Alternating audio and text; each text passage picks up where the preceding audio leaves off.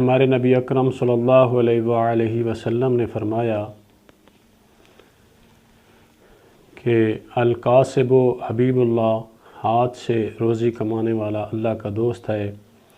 اس کا مطلب یہ ہے کہ جو شخص اپنی محنت کی کمائی کھاتا ہے، دوسروں کی دولت پر، دوسروں کے مال پر نگاہ نہیں رکھتا، حرام طریقے سے نہیں کماتا،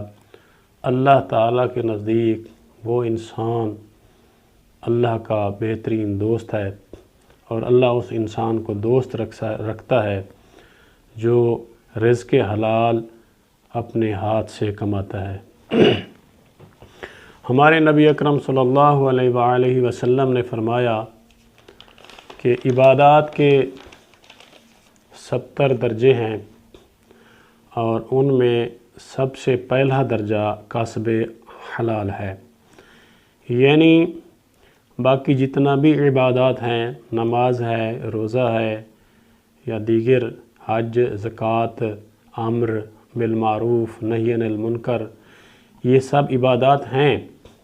اللہ کے نزدیک یہ بھی عبادات ہیں، لیکن اللہ تعالیٰ نے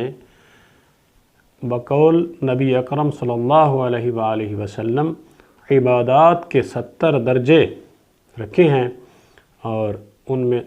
میں سب سے پہلا درجہ جو ہے وہ رزق حلال کمانا ہے، جائز طریقے سے اپنی روزی کمانی ہے۔